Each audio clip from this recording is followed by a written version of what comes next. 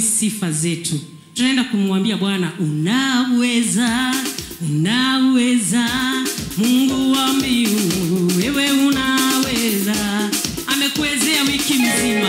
Uko na sababu za kumshukuru Bwana. Amen.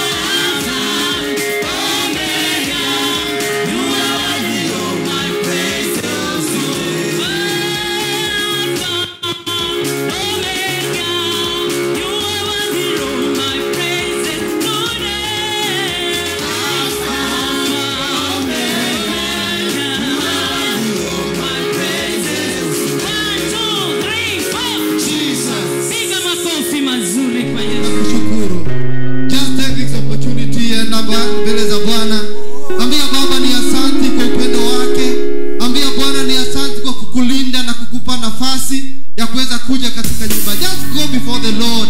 Give thanks unto the Lord for what he is doing upon your life. We worship you today, Lord. We give thanks unto you, Father, because you are mighty, Lord. None is like you, Adonai. You are great, Lord. You are mighty, Adonai. You have given us an opportunity to be unto your house, Jehovah. To behold your beauty in your house, Jehovah. We worship you today. How mighty is your name? How great is your name, Lord? How mighty is your name, Jehovah? Thank you for this abundant opportunity. Thank you for protecting us, Jehovah.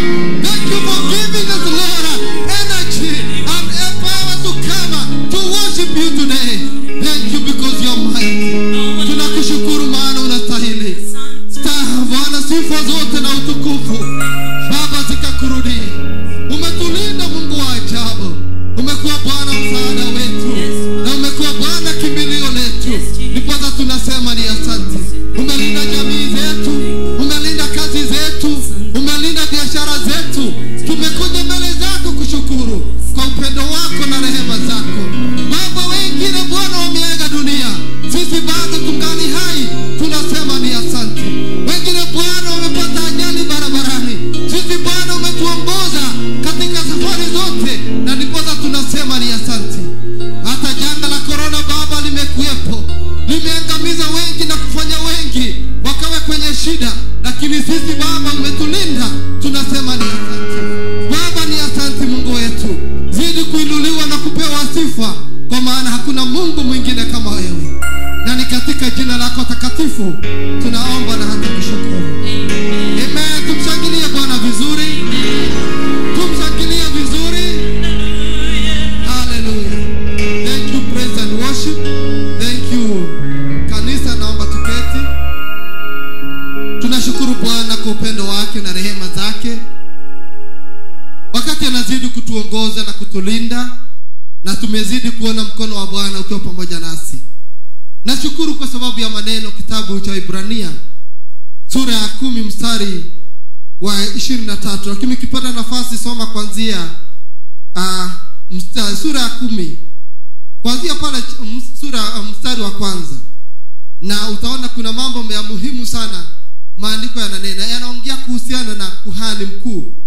We have a high priest who cares for us, who loves us, who gave his life for our sake. Bwana asifiwe. Ambaye alipeana maisha yake kwa ajili yetu. Sio kwamba yeye alikuwa mtenda dhambi, lakini kwa sababu ya huruma za Mungu na rehema zake aliweza kujitoa na kumtoa mwanae Yesu Kristo, akaenda akafa msalabani, akajitoa kama dhabihu ambayo ilikubalika mbele za Bwana. Na kwa hivyo maandiko inasema ya kwamba mstari wa 19 ya kwamba tukaweze kuenenda basi ndugu, kwa kuwa tuna ujasiri wa kuingia patakatifu kwa damu ya Yesu, njia ile aliyotuanzia, iliyo mpya, iliyo hai, ipitayo katika pazia, yaani mwili wake, na kuwa na kuhani mkuu juu ya nyumba ya Mungu. Na tukaribie wenye moyo wa kweli kwa utimilifu wa imani, hali tumenyunyiziwa mioyo, tuache dhamiri mbaya, tumeoshwa miili kwa maji safi, na mlishike sana ungamo la tumaini letu lisigeuke, maana yeye aliyeahidi ni mwaminifu. Bwana asifiwe. Ya kwamba kwa sababu tuna kuhani mkuu ambaye aliweza kujitoa na akaweza kupasua pazia. Kumbuka wakati ule wa kitambo, in the Old Testament, kulikuwa na ile mahali panaitwa the Holy of Holies, ambaye ni kuhani tu mkuu ambaye aliruhusiwa kwenda pale kutoa dhabihu kwa niaba ya watu wa nchi ile ama nchi ya Israeli. Lakini sasa hivi bila pasia, kupitia kwa kifo cha Yesu Kristo, kupitia kwa dhabihu ambayo Kristo mwenyewe alipeana, tuna ujasiri wa kuingia mahali pa patakatifu na kupitia kwa damu hiyo ya Yesu Kristo. Kwa hivyo tukaenende kwa ujasiri, kwa sababu tuna kuhani mkuu ambaye kwa ajili yetu. Na mstari wa 23 inasema ya kwamba na kwa hivyo tukaweze kushika ule ungamo wa tumaini, tukaenende kwa ujasiri na kushika ile ungamo wa tumaini, that we may have ile tunaita unwavering, we may go and take the unwavering hope that we profess, ya kwamba tukaweze kushika pasipo kuyumbayumba, pasipo kutetereka ile itumaini ambalo tunalo, kwa maana aliyeahidi ni mwaminifu. Bwana asifiwe. The God who promised is faithful. The God you serve today is faithful. He promised to protect you. Bwana asifiwe. Hata ingawa unapita kwenye bonde na uvuli wa mauti, Bwana anasema nitakuwa pamoja nawe. I will guide you through. Even if you go through waters, you will not drown, because I will be with you. Even if you go through fire, I will always be with you, and you will emerge victorious, because God who promised is faithful. Bwana asifiwe. Mungu aliyeahidi anaweka ahadi zake. Kwa hivyo tukaenende kwa Mungu na ujasiri, tukijua kwamba Bwana anatupenda, ya kwamba Mungu anatudhamini na anatufahamu, ya kwamba let us go knowing that our God loves us and he cares for us and he has a better plan for us to give us hope in the future. Bwana asifiwe. Akaweza kutupa tumaini la umilele. Kwa hivyo hata kama mambo ni mengi, habari zinakuja za kila aina, habari za mambo mengi. I want just to share a small story kuhusiana na mama mmoja ambaye alikuwa diagnosed na HIV, akaambiwa ni HIV positive. Bwana asifiwe. Na ikawa kwamba alikuwa na ameishi maisha ya kusononeka. Lakini siku moja alipoenda kwa mtumishi wa Mungu, Bwana akajifunua kwa yule mtumishi wa Mungu. Akamwambia, this lady is living with a somebody else report. Huyu mama anaishi na report ya mtu mwingine. She's having a bad report, because the report she was given is not her report. Bwana asifiwe. Report yake ni kwamba she is negative, but she was given a positive report. But wakati yule mtumishi wa Mungu alipoambia yule mama, akamwambia just go get another consultation from a different doctor. Alipoenda kule akaambiwa you are negative, you are not HIV positive. Mama akarudi akisema hakika Mungu ni wa miujiza, ameniponya.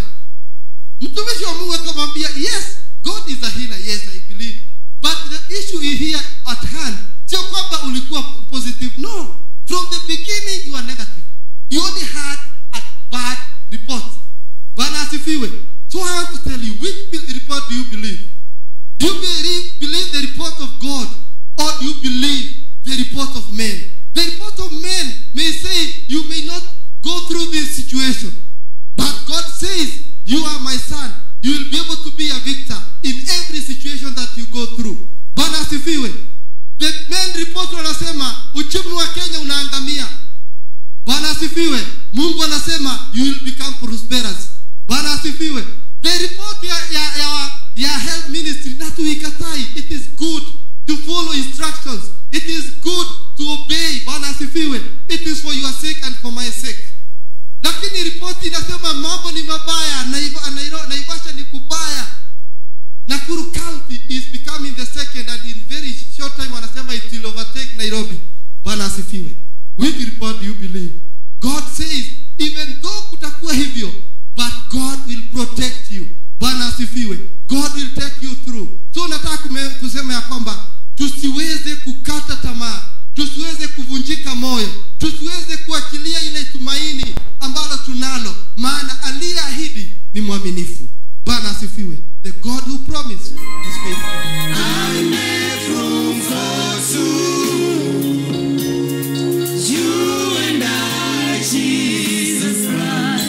You are all that matters. You are all that matters.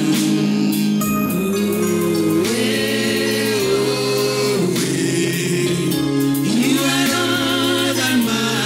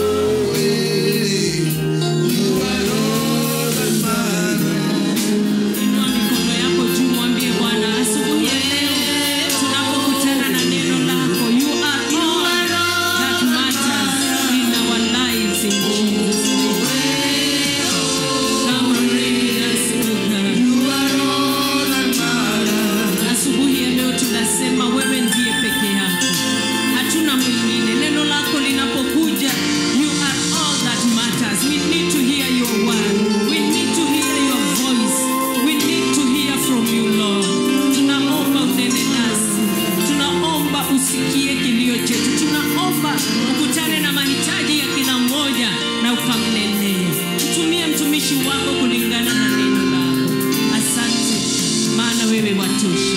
Tunakuabudu na tunakuheshimu. Katika jina la Yesu tunaomba na kuamini. Naomba tumkaribishe pastor kwa makofi anapokuja.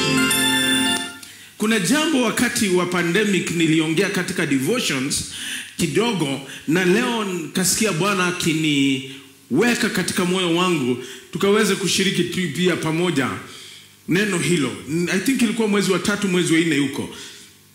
I had done it as a series in kama morning devotion, but I want to just bring it together again. 2 Corinthians chapter wa Korintho wa pili sura 4 mstari wa 16. Nitasoma kwa lugha ya Kizungu na itakuwa ni jambo nzuri. Biblia inasema, therefore we do not lose heart. Kwa hivyo atukati tamaa. Though we outwardly are wasting away, yet inwardly we are being renewed day by day. Verse 17 mstari wa 17. Mstari wa 17 unasema, for our light and momentary troubles are achieving for us an eternal glory that far outweighs all them all. Kwa maana shida zetu na yale mambo ambayo tunapitia ni ya muda, na tunafanya nini? Mstari wa 17. Achieving for us eternal glory, inatusaidia tufike katika utukufu ambao uko milele. Yes, verse 14, verse 18, the last one, verse 18, mstari wa 18 inasema, so we fix our eyes. Kwa hivyo tunaweka mtazamo wetu not on what is seen, sio kwa kile kinaonekana, but on what is unseen, kwa kile ambacho kionekani. Since what is seen, kile kinaonekana ni ya muda, na kile hakionekani ni ya milele. Can we say amen? Tufungue tena Biblia zetu katika kitabu cha 2 Kings. Kuna hadithi kwa hapo nataka kuisoma kwa haraka. 2 Kings chapter 6 verse 8 to 23. Nataka tuisome tu kwa haraka. Wafalme wa pili sura ya 6 mstari wa 8 mpaka 23. Utajisomea, wacha nisome tu kwa Kizungu kwa haraka. Biblia inasema, now the king of Aram was at war with Israel, and after conferring with his officers, he said, I will set up my camp in such and such a place. Go on. The man of God sent word to the king of Israel, beware of passing that place, because the Arameans are going down there. So the king of Israel checked on the place indicated by the man of God.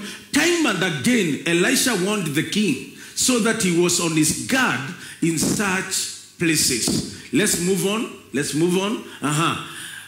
This angered the king of Aram. He summoned his officers and demanded of them, tell me, which of us is on the side of the king of Israel? Nani ako sehemu ya wana wa Israeli?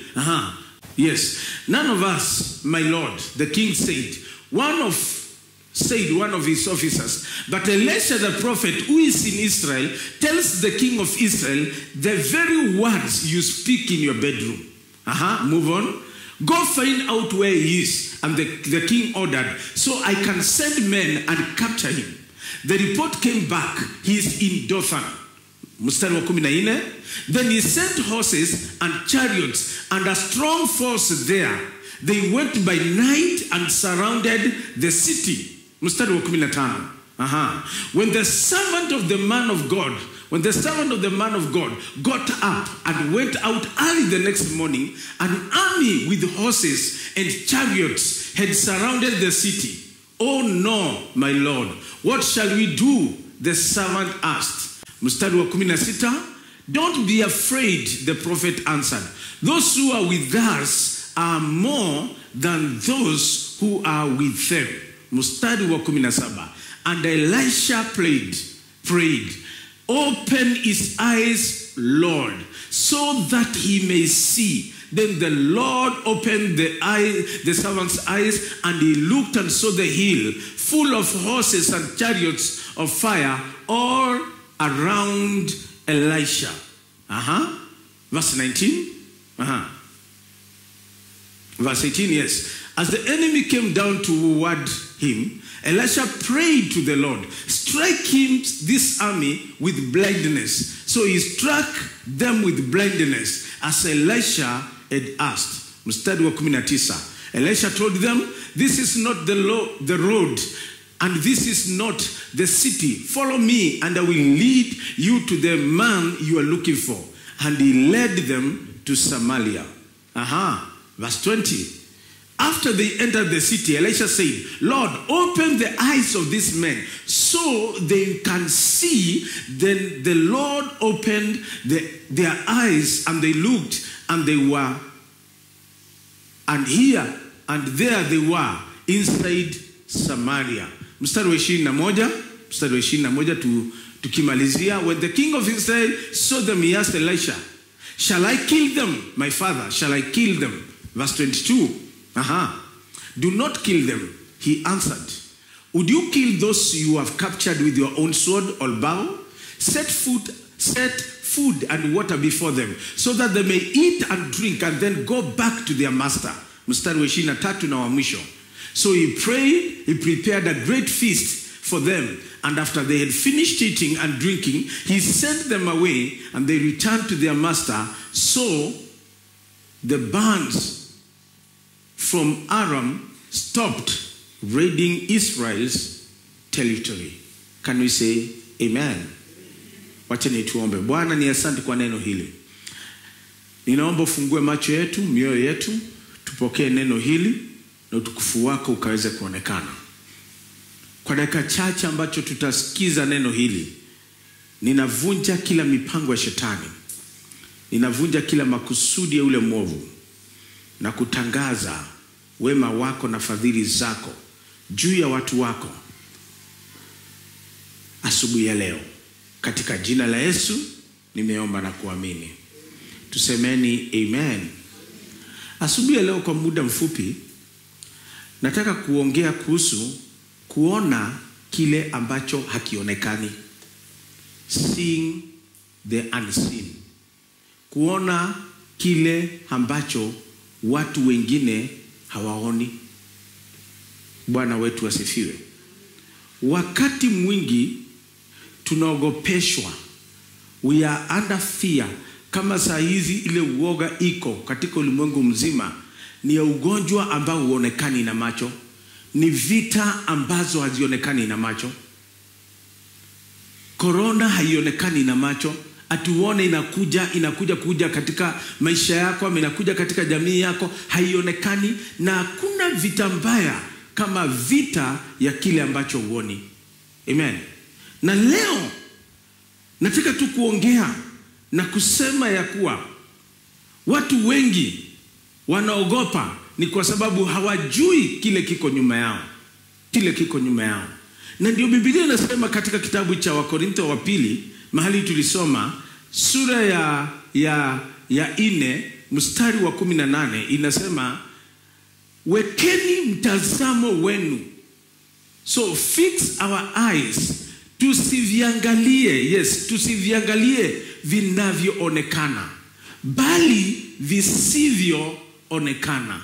Kwa maana vinavyoonekana ni vya muda tu, bali visivyoonekana ni vya milele.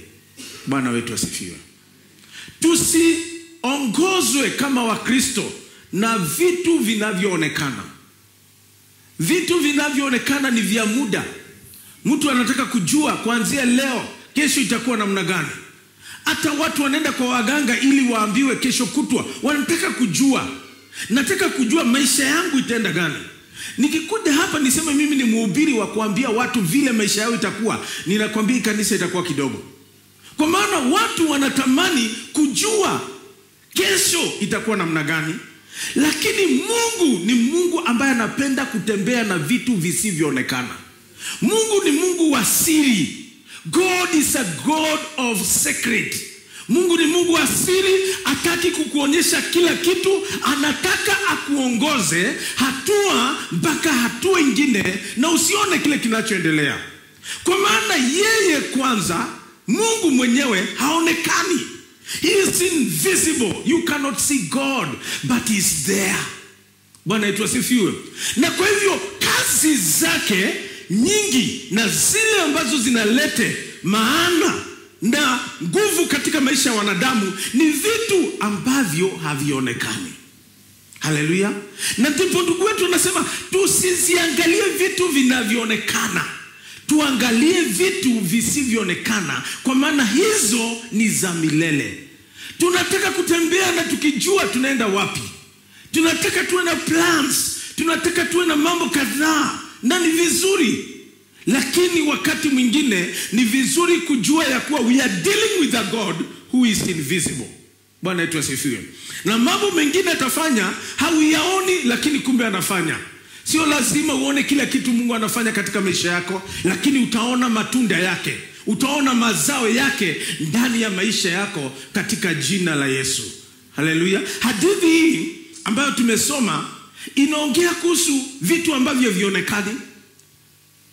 Mfalme Aram anapanga kuvamia nchi ya Israeli, lakini kama hajavamia, nabii wa Mungu ambaye ako Israeli anaitwa Elisha anaona kila mpango ule mfalme anapanga. Anaenda anaambia mfalme wa Israeli, anamwambia kumepangwa ya kuwa siku fulani watu watakuja kupigana na wewe. Mfalme anajiandaa. Mpaka huyu mfalme wa Aram, the king of Aram, akauliza ni nani katika watu wangu wale tunapanganga nao anatoanga siri zetu anapeana kwa Israeli? Wakasema hakuna mtu anatoanga, ule anatoanga siri zako ni Elisha. Elisha hakuangi hapa, lakini Mungu anamfunulia zile vitu unafanya sirini. Mungu anamfunulia, anaambia mfalme wa Israeli ajilinde. Haleluya. Listen to me, nataka unisikize wapendwa. Mungu tunayemwabudu ni Mungu wa kufunua mambo juu yetu. Ni Mungu anajua kile kinaendelea na anakifunua hata kabla kijatokea. Anakuonyesha kuna hatari inakuja. Mimi mara nyingi katika maisha yangu Mungu amenifunulia vitu ambavyo vinakuja, na niambia pale kuna hatari, pale kuna jambo linakuja, lakini chukua hii hatua. Omba, fanya hivi, jambo hili, kwa maana ni Mungu anayefunua vitu vya sirini. We worship a God, tunamwabudu Mungu ambaye anajua mambo hata ya sirini. Mambo ambayo inapangiwa makusudi yako hata ya sirini Mungu anajua. Haleluya. Kuna wakati mmoja mtu mmoja alipanga kuniroga. Mimi nimetoka katika upande wengine watu wanaamini urogi sana, lakini wakati nilipookoka sikuwa urogi, nilijua haina nguvu. So kuna watu fulani mahali fulani kule nimetoka waliamua kuniroga na kuweka mipango kadhaa. Na wakati mmoja nikiomba hivi Mungu akanifunulia kile wanapanga kufanya. Kwa maana Mungu ni Mungu wa siri. Wakati mfalme Aram alikuwa anapanga kuattack Israel, Mungu anafunulia Elisha, anamwambia watu wanataka kupigana na Israeli. Na listen to me, unapotembea na Mungu, Mungu atakufunulia vitu. Mungu atakuonyesha. Zingine anaweza pitia kwa ndoto, zingine anaweza pitia kwa watu, hata zingine atapitia watoto wanakuambia vitu unashikosa kuelewa. Kumbe ni Mungu anakufunulia vitu ambazo adui wako wanapanga kufanya, kwa maana ni Mungu anayejua vitu vya sirini. Haleluya. So katika hiyo mistari ambayo nimesoma, karibu mistari 12 hivi, 11, zaidi ya 10, tunaona vitu ambazo za kuona. Kitu cha kwanza tunaona ni kuwa wakati ambapo mfalme aligundua ule anatambuanga siri zake ni Elisha, akasema sasa hatutaataki Israeli, tutaataka Elisha mwenyewe. Huyu ndio mtu anatuanga siri zetu. Huyu ndio mtu ambaye anasemanga kile ambacho tunapanga. Na katuma jeshi iende kuvamia Elisha.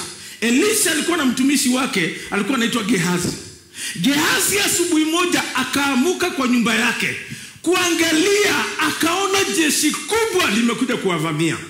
Akasema, mtumishi wa Mungu, leo ni leo, jeshi imetumwa tukuje tuvamiwe. Elisha akasema, wewe haujui, usistuke na hii jeshi unaona na macho, Kuna jeshi kubwa ambayo huoni na macho na ndio inatulinda. Haleluya. Na akasema Mungu, mstari wa 17 inasema aje? 2 Corinthians, 2 Kings chapter 6 verse 17 inasema aje? 2 Kings chapter 6 verse 17. Verse 17 inasema namna gani? And Elisha prayed. Elisha akaomba, oh Lord, open his eyes that you may see. Bwana, fungua macho yake akaone. Mimi ninaomba siku ya leo Mungu afungue macho yetu. Uone ile jeshi inayokulinda. Uone yule Mungu ambaye ako kinyume nyuma yako. Na Biblia inasema macho yake ilipofunguka, then the Lord opened the servant's eye. He looked and he saw in the hills horses.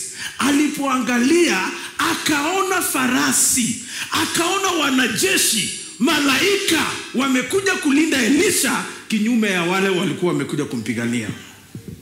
Amen.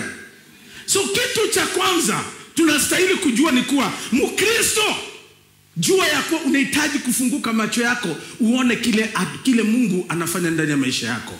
Watu wengine wajui kile Mungu anafanya mpaka macho yao ifunguke. Haleluya. So watu wengine wanahitaji ili maono yao iwe sawa, Mungu afungue macho yao. Hiyo ndio kitu cha kwanza. Kitu cha pili ni mstari wa 23. Let's go to verse 23. Nataka kukimbia. Mstari wa 23 unasema namna gani? Verse 23 inasema aje? Not verse 20, verse 18, not 23, 18. The next verse. Mstari wa 18. Unasema namna gani? And the enemy came down. Adui akakuja. I like this. Adui akakuja sasa kushika Elisha.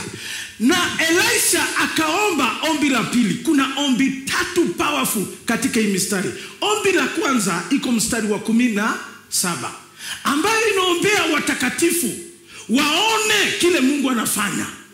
Kwa maana kuna watu wako kanisani na wajui kile Mungu anafanya. Kuna watu wanamwamini Mungu na wajui na waoni kile Mungu anafanya. Wanalia kama watu wengine. Stop crying, God is doing something. Kuna kitu Mungu anafanya sirini. Wewe huwezi iona na macho yako, lakini leo ninakuombea kama Elisha. Mungu afungue macho yako, uone kile Mungu anatenda.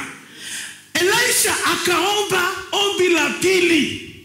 Akasema, Lord, strike these people with blindness. Adui, listen to me, nataka kunielewa hapa vizuri.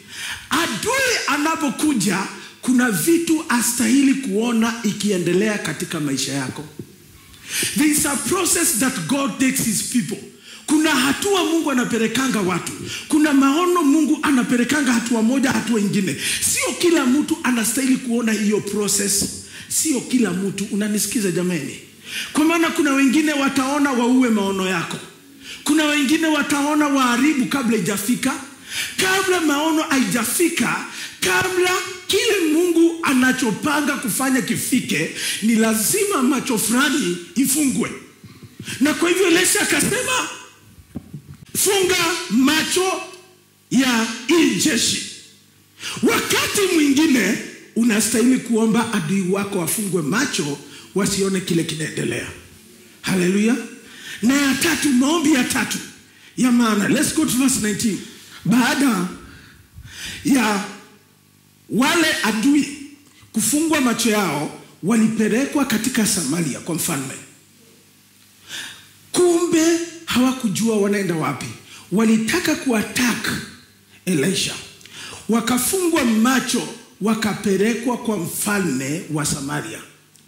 When the process iliisha, wakati Mungu amefanya, saa hizo ndio unaomba sasa Mungu afungue macho ya wale walikuwa na kuchekelea waone kile Mungu alifanya. Elisha akaomba akasema, Lord, now open the eyes of this man so they can see.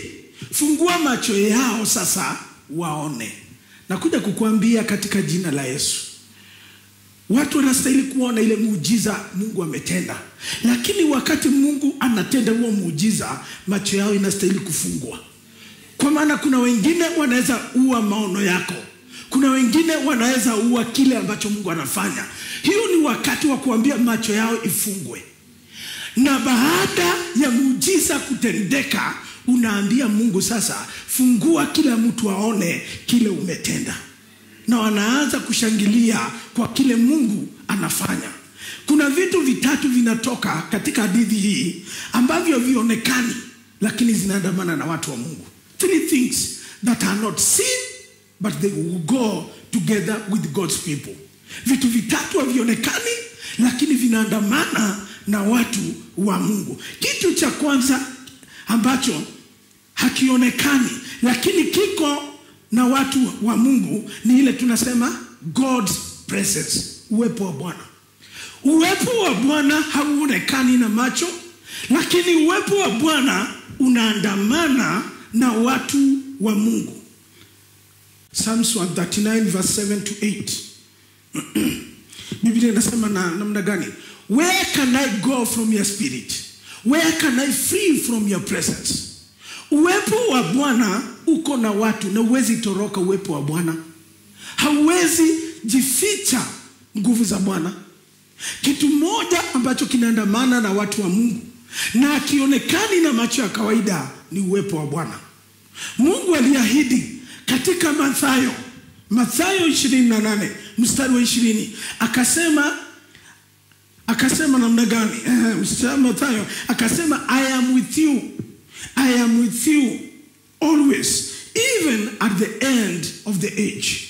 Nakuja kukutangazia asubuhi ya leo ya kuwa despite what you are passing through, yote unayopitia kuna uwepo na uoni. Magonjwa unapitia kuna uwepo wa Mungu na uoni na macho. Shida unazopitia kuna uwepo wa Mungu na uoni na macho. Kwa maana Mungu aliahidi ataachilia watu wake hadi mwisho wa dahari. Bwana wetu asifiwe. Kitu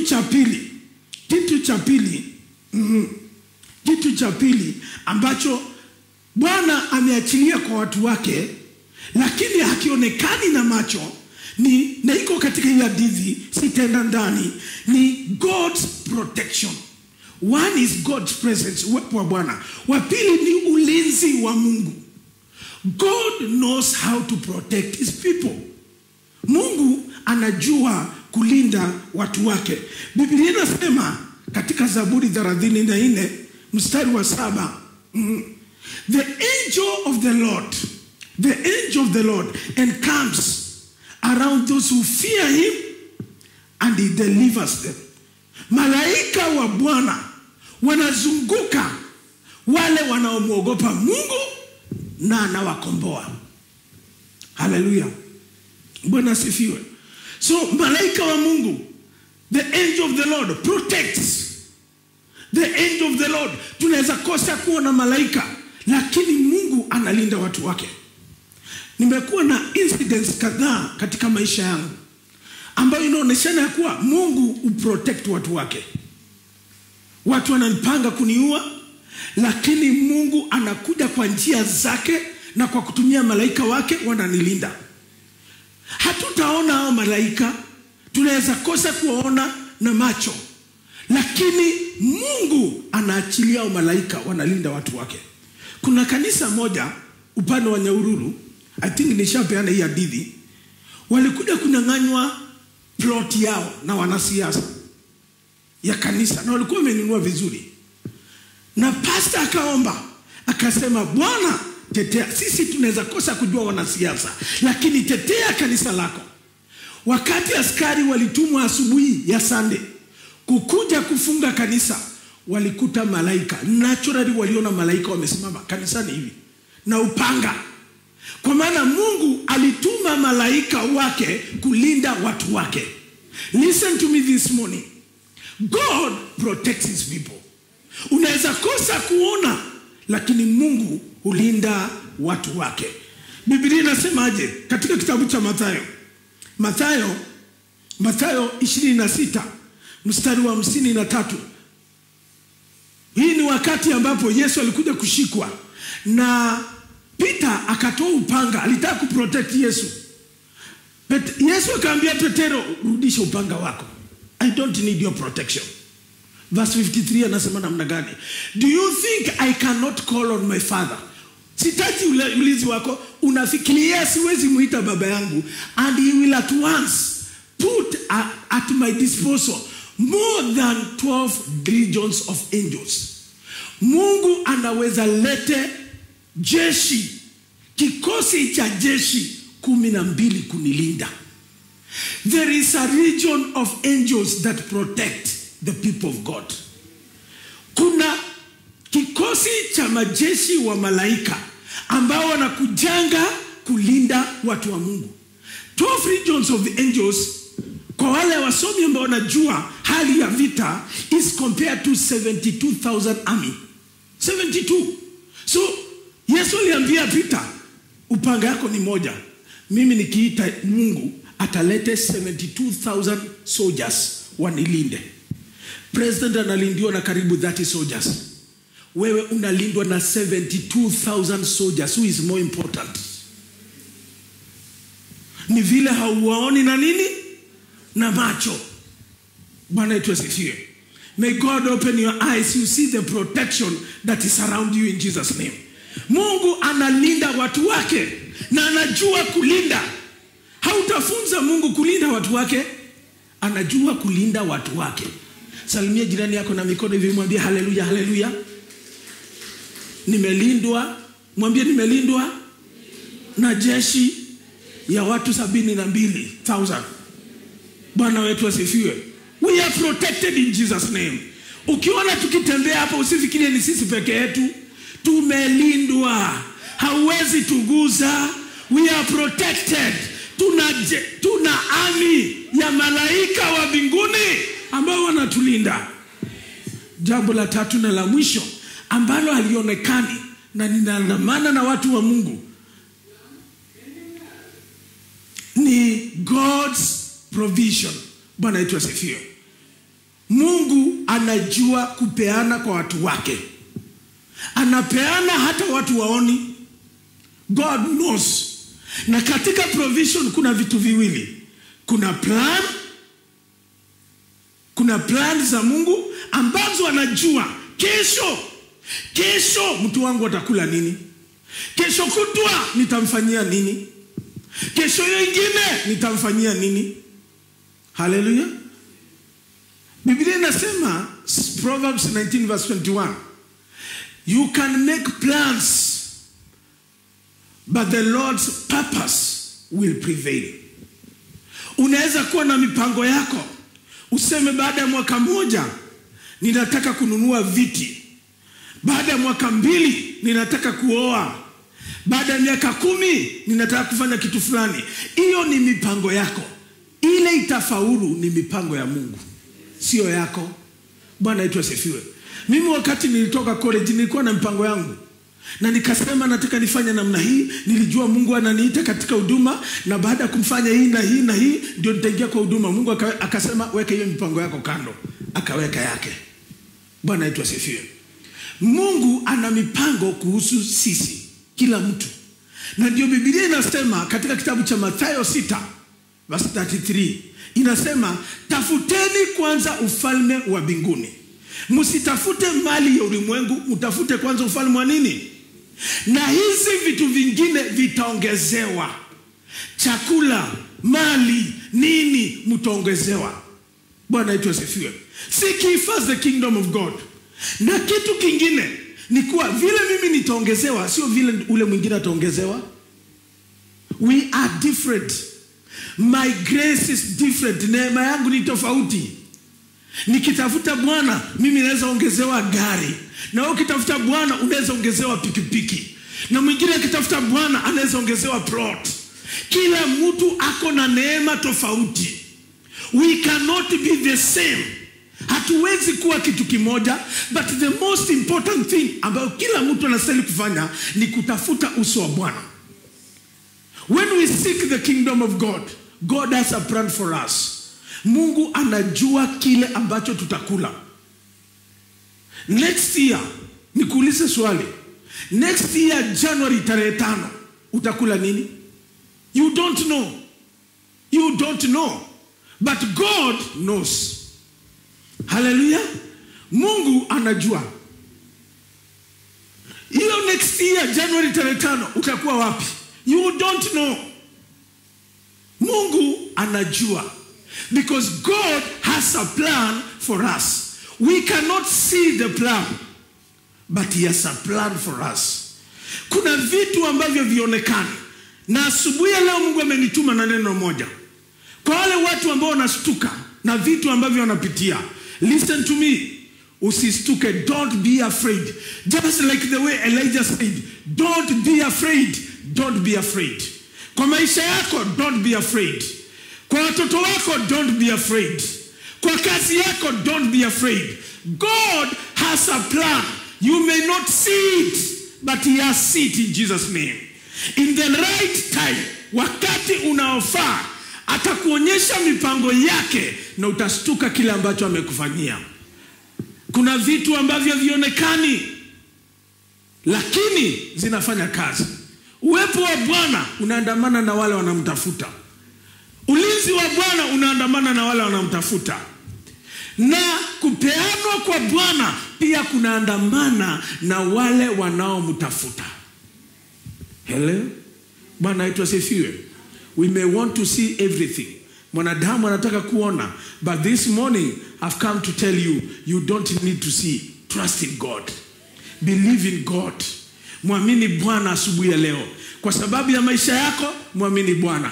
Umeachishwa kazi, haujui nini itaendelea, believe in God. Bwana wetu asifiwe. Kuna vitu haviendi vizuri, muamini Bwana. Watoto wako haendi vile unataka, muamini Bwana. God knows what is ahead. If we believe him, tukimtafuta, hizi vitu vingine vyote vitaongezwa katika maisha yetu. We are not seeing it, but we will experience it.